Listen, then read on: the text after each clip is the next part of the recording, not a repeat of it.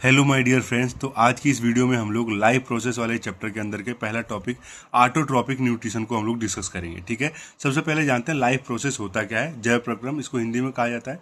Basically live process जो होता है वो ऐसी नेसेसरी प्रोसेस होता है हमारी बॉडी के लाइफ को मेंटेन करने के लिए, किसी लिविंग ऑर्गेनिज्म को सर्वाइव करने के लिए, जिंदा रखने के लिए। जैसे कि न्यूट्रिशन और रेस्पिरेशन एक एग्जाम्पल हो गया, श्वसन और पोषण। आप इसको पढ़ लेंगे तो आपको अच्छे समझ में आ जाएगा। ठीक है, अब समझते हैं न्यूट्रिशन में इसका जो पहला पोर्शन है, न्यूट्रिशन इसको पोषण कहा जाता है। इसका पहला पॉइंट आपको पढ़ना है ऑटोट्रॉपिक न्यूट्रिशन। इस वीडियो में हम इसी को डिस्कस करेंगे। इसको स्वपोषी पोषण कहा जाता है। ये हरे पौधों के अंदर पाया जाता है। ठीक है, आपने फोटोसिंथेसिस यानी कि प्रकाश संश्लेषण की प्रक्रिया पढ़ी होगी आप लोगों ने 8th क्लास में। 9th क्लास में भी जो है टिश्यू वाले चैप्टर में इसका थोड़ा सा पोर्शन है।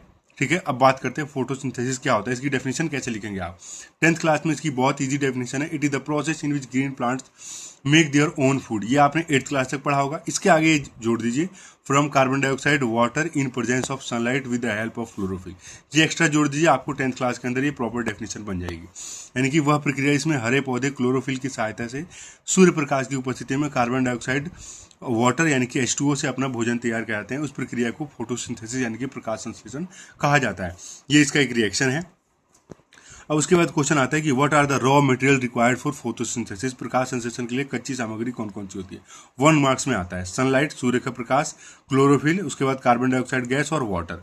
ठीक है, हमेशा ध्यान रखिएगा कि फोटोसिंथेसिस का प्रोसेस जो होता है, प्रकाश संश्लेषण की क्रिया पौधों के अंदर पत्तियों में होता है। ठीक है, अब उसके बाद क्वेश्चन 3 मार्क्स में आता है what are the main event occurs during photosynthesis, यानी कि प्रकाश संश्लेषण के समय घटने वाली घटनाएं कौन कौन सी है। ये 3 इंपॉर्टेंट घटनाएं हैं, सबसे ज्यादा पूछा जाता है। Absorption of light energy by chlorophyll, यानी कि क्लोरोफिल के द्वारा प्रकाश ऊर्जा का अवशोषित करना। ठीक है, light energy converted into chemical energy and water breaks into hydrogen and oxygen. प्रकाश ऊर्जा का रासायनिक ऊर्जा में बदलना तथा जल के अणुओं का हाइड्रोजन तथा ऑक्सीजन में अपघटन। मतलब कि जो लाइट एनर्जी होती है, प्रकाश ऊर्जा, ये रासायनिक ऊर्जा में, केमिकल एनर्जी में चेंज होती ही होती है। ऐसा इसलिए ताकि कि जल के अणु होते हैं, वाटर मॉलिक्यूल जो होते हैं, वो हाइड्रोजन और ऑक्सीजन के अंदर टूट जाए। उसके बाद लास्ट में reduction of carbon dioxide into carbohydrate, carbon dioxide का कार्बोहाइड्रेट में अपचयन। ये 3 मेन घटनाएं घटती हैं जब प्रकाश संश्लेषण होता है। तो उसके बाद एक टॉपिक है स्टोमेटा। इसके ऊपर से क्वेश्चन आते हैं स्टोमेटा होता क्या है, क्या कैसे काम करता है।